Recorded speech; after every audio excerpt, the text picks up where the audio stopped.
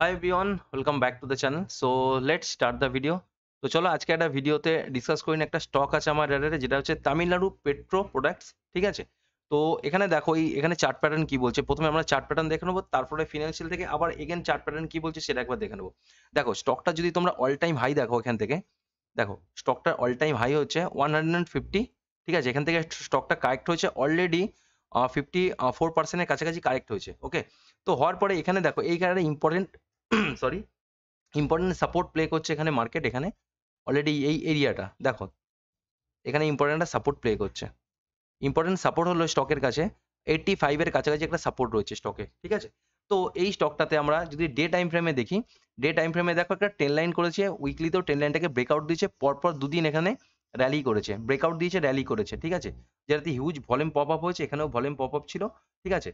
মানে এখানে আমরা ধরতে পারি যে বড় কোনো ইনস্টিটিউশন অথবা ডিআই এরা এখানে এন্ট্রি করেছে, এরকম একটা কনভিকশন নিতে পারি।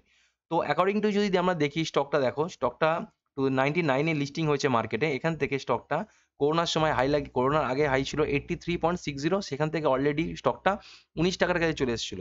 তো স্টকের কাছে হিউজ একটা পোটেনশিয়াল আছে এখানে আপসাইড গেন করার, মানে যখনই নিচে আসে এটা এখান থেকে বাউন্স ব্যাক করার পোটেনশিয়াল স্টকটার মধ্যে রয়েছে। এবার আমরা দেখে নেব ফিনান্সিয়ালের দিকে কিছু। দেখো যদি মার্কেট ক্যাপিটাল দেখি, মার্কেট ক্যাপিটাল 1000 কোটির নিচে, 951 কোটি মার্কেট ক্যাপিটাল। যদি পি দেখি 13 পি, যেটা ইন্ডাস্ট্রি পি 31, যেটা থেকে হাফেরও কাজ কমে ট্রেড করছে স্টকটা, ঠিক আছে? তো এখানে ইন্ডাস্ট্রি পি রয়েছে ইন্ডাস্ট্রি পি 31 আর স্টক পি 13.4 রয়েছে। আর যদি রিটার্ন অন ক্যাপিটাল এমপ্লয় দেখি 15.1, which is a good number for the company. আর রিটার্ন অন ইকুইটি যেটা রয়েছে 11.8, এটাও একটা ঠিকঠাক নাম্বার আমরা কনসিডার করতে পারি। ডেপ দেখো 27.8 করোড়, এমন কিছু অ্যাজ সাচ ডেট না। আমরা ডেপ টু ইকুইটিটাকে দেখে নেবো এর সাথে একবার। দেখো ডেপ টু ইকুইটি যদি দেখি, এখানে দেখো দেখতে পাচ্ছ 0.03, already almost dep free company আমরা এটাকে বলতে পারি। 5 বছরে যদি রিটার্ন ইকুইটি বলি, দেখো 5 বছর রিটার্ন ইকুইটি হচ্ছে 17.6। প্লেজ পার্সেন্টেজ কোম্পানি কোনো প্লেজ নেই, প্রাইস টু সেল 0.51, এটা একটা খুব একটা ভালো নাম্বার না। অ্যাবভ 1-2 হলে এটা আমরা গুড কনসিডার করতে পারি কোম্পানিটাকে, ঠিক আছে? যদি এখানে ইপিএস দেখি, ইপিএস দেখো 7.6।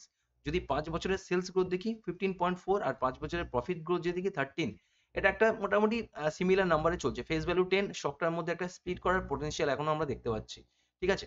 এবিটা margin 4.91, price to book value এটা অলরেডি বুক ভ্যালু থেকে দেখো 1.15, বুক এখানে বুক ভ্যালু হচ্ছে 19। এটা আন্ডার ভ্যালুর একটা স্টক এখনো পর্যন্ত রয়েছে, মানে হায়ার ভ্যালুয়েশনের স্টকটা নেই, লোয়ার ভ্যালুয়েশন। কিন্তু যদি আমরা পি রেশিও চেক করি, দেখো যদি 10 বছরের পি রেশিও দেখি 6.2 মিডিয়ান, ওকে? যদি 5 বছরের দিকে 6.1, 3 ইয়ারের যদি মিডিয়ান পি দেখি 6.5, আর 1 ইয়ারের যদি মিডিয়ান পি দেখি 7.6। কিন্তু এখানে স্টকটা ট্রেড করছে অলরেডি 13.4 পি তে। চলো এটা দেখে নেবো, এফপিআর কোম্পানিগুলোকে দেখে নেবো। দেখো এটা একটা কেমিক্যাল সেক্টর, এখানে দেখতে পাচ্ছ কেমিক্যাল সেক্টর, এখানে যে পিআর কোম্পানিজ গুলো রয়েছে, পিআর কোম্পানি এখানে পি রেশিও গুলো দেখো। পিডিলাইট ইন্ডাস্ট্রি 89 পি, এসআরএফ 42, ঠিক আছে? তারপর সোলার ইন্ডাস্ট্রি 74, এগুলো হায়ার ভ্যালুয়েশন। এই যে লিন্ডে ইন্ডিয়া যেটা রয়েছে 115 পি, এটা খুব higher P higher valuation stock রয়েছে। তো এখান থেকে এটা পরে ডিসকাস করবো এটা কি হতে পারে, এখান থেকে স্টক আপসাইড যাওয়ার পোটেনশিয়াল কতটা, নিচে যাওয়ার পোটেনশিয়াল কতটা রয়েছে। টিএন পেট্রো এর রয়েছে একটা 13.4, যেটা মিডিয়ান পির থেকে আমি বললাম যে উপরে রয়েছে অনেকটা, কিন্তু ইন্ডাস্ট্রি পির থেকে নিচে। তো এটাকে আমরা একবার কুল ডাউন হতে দেবো অ্যাকর্ডিং টু পি রেশিও, ওকে? চলো ফিনান্সিয়ালটা একবার চেক করে নেবো কোম্পানির, ওকে? যদি কোয়ার্টারলি রেজাল্টের থেকে আমরা মেন প্রফিট অ্যান্ড লস স্টেটমেন্টে চলে যাবো। দেখো সেলস দেখো 12, 10, মানে ফ্ল্যাকচুয়েট করেছে এই জায়গা থেকে। কিন্তু যদি আমরা দেখি এখানে অলমোস্ট 2017-এর পর থেকে দেখো 1049, 1245, অলমোস্ট সেম 1225, ড্রপ করেছে করোনার জন্য 1145, 22-এ 1800, 23-এ হচ্ছে 2150। অলমোস্ট 5 বছরে যদি আমরা দেখি, দেখো 18 থেকে 23 এখানে সেলস কোম্পানি ইনক্রিজ করেছে। নেট প্রফিট যদি দেখি 53 থেকে অলরেডি 94, এখানে সেলস করেছে, কিন্তু এখানে কোম্পানি অপারেটিং প্রফিট মার্জিনটা কমেছে, ঠিক আছে? কোম্পানি অপারেটিং প্রফিট মার্জিন কমেছে, মানে সেলস করেছে কিন্তু ঠিকঠাক প্রফিট করতে পারেনি কোম্পানি। তো যার জন্য স্টকটা কুল ডাউন হয়েছিল কিছুটা, এখান থেকে তোমরা দেখেছো চার্টেতে, ঠিক আছে? এবার 89 এখন টিটিএমই তে চলছে, ঠিক আছে? এটা এটা এটা তোমার হচ্ছে টিটিএমই আর বিফোর ট্যাক্স। এবার যদি আফটার ট্যাক্স দেখি, দেখো এখানে যেটা দেখেছিলাম আমরা যে আফটার ট্যাক্সে 175, 94, 71, এখানে স্টকটা পি চলছে, সরি নেট প্রফিট চলছে এখানে, ওকে? তো এবার নিচের দিকে চলে আসবো একবার। ব্যালেন্স শিটটা দেখো ইন্টারেস্টিং সবচেয়ে মোস্ট এই স্টকের ক্ষেত্রে। Equity almost same, reserve company continuously increase করছে, দেখো রিজার্ভটাকে, ঠিক আছে। বরিংটাকে কমিয়ে দিয়েছে 76 থেকে অলমোস্ট 3 টাইমের কাছাকাছি কোম্পানি কমিয়ে দিয়েছে এখানে, যার জন্য কোম্পানিকে কম ইন্টারেস্টও পে করতে হচ্ছে। ওকে, তো যার জন্য কোম্পানি বরিংটাকে আস্তে আস্তে কমাচ্ছে। এই একটা ভালো গুড সাইন কোম্পানির জন্য, যেটা যে কোম্পানি ডেপ রিডিউস করছে, নিজের ক্যাপিটাল থেকে বিজনেস করার চেষ্টা করছে কোম্পানি। ওকে, তো যদি আদার অ্যাসেট দেখি 100 যদি সরি 717 এর কাছাকাছি রয়েছে এখানে আপনার আদার অ্যাসেট রয়েছে। তো তারপরে যদি আবার দেখি এখানে দেখো, এইটা মোস্ট ইন্টারেস্টিং, আমি সবসময় বোরিংটাকে লং টার্ম বোরিংটাকে সবসময় রিজার্ভের সাথে ক্যালকুলেট করি। দেখো 752 এখানে হচ্ছে রিজার্ভ রয়েছে, আর এখানে যদি আমরা দেখি 28 বোরিং রয়েছে, যেটাকে কোম্পানি ইজিলি যে কোনো টাইম পে করে দিতে পারে বোরিংটাকে। ওকে, এইবার নেট ক্যাশ ফ্লো 8 পজিটিভে মাইনাস, এটা খুব একটা ইন্টারেস্টিং না, কারণ হচ্ছে এখানে কোম্পানি একবার নেগেটিভে গিয়েছিল লাস্ট 5 বছরে যদি আমি দেখি এখান থেকে, ঠিক আছে।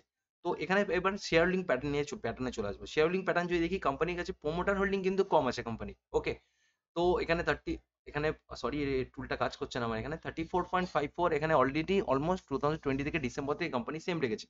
এফআই হোল্ডিং কমছে বাড়ছে, এইভাবে এফআই এখানে স্টেক নিচ্ছে। ডিআই যদি দেখি, ডিআই অলরেডি এখানে স্টেক কমিয়ে দিয়েছে, পাবলিকের কাছে হোল্ডিং এখানে অনেকটা চলে গেছে, 57.59% পাবলিক হোল্ডিং। যদি আমি এখানে দেখি, তো দেখো এখানে যারা উই স্ট্রং হ্যান্ড আছে, স্ট্রং হ্যান্ডের কাছে 3.85 2.86 এইভাবে যদি দেখি 15% এর কাছাকাছি, মানে অলরেডি যদি কনসিডার করি 42% এর কাছাকাছি পাবলিক হোল্ডিং। এটাকে কুল ডাউন হতে দাও। এখানে পাবলিক যদি স্টকটা নিচে আসে, এবার চার্টে চলে আসবো। চার্টেতে এসে দেখবো যে এখানে কি করছে স্টকটা, যদি এখান থেকে এই যে এখান থেকে হায়ার হাই ফরমেশন করেছে, ঠিক আছে, এখানে ব্রেকআউট দিয়েছে, এই এরিয়াকে ব্রেকআউট দিয়ে যাচ্ছে। আমি চাইছি উইকলিতে একটা রিটেস্ট চাই এই এরিয়াতে, একবার 85-এ আসুক, এখান থেকে উইক হ্যান্ডসগুলো বেরোবে, এখান থেকে পাবলিক হোল্ডিংটা যখন কমবে বিলো 30%-এর কাছাকাছি চলে আসবে, তখন স্টকটার একটা হায়ার পোটেনশিয়াল বাইং সাইড হতে পারে, যেখান থেকে স্টকটা অল টাইম হাইকে টাচ করার দিকে যেতে পারে। তো 60-70% গেন এখান থেকে আমাদের এই স্টকটা থেকে হতে পারে। তো কোনো স্টকে ইনভেস্ট করার আগে বলে দিই, একটা ডিসক্লেমার আছে, তো তোমরা তোমাদের ফিনান্সিয়াল অ্যাডভাইজারের সাথে যোগাযোগ করো, তাদের সাথে কনসাল্ট করে নিজের অ্যানালিসিস করো। আমি কোনো সেবি রেজিস্টার্ড অ্যানালিস্ট নয়, এটা অনলি ফর এডুকেশনাল পারপাস। তো চলো, ভিডিও যদি ভালো লেগে থাকে ভিডিওটা লাইক করো, শেয়ার করো, আর বন্ধুদের সাথে শেয়ার করো, সাবস্ক্রাইব করো। আর নতুন কোনো ভিডিও আপডেট পাওয়ার জন্য লাইকটাকে করে রাখো, বেল নোটিফিকেশনটাকে প্রেস করে দাও। চলো, ততক্ষণের জন্য বাই, আবার অন্য কোনো ভিডিওতে তোমাদের সাথে দেখা হবে।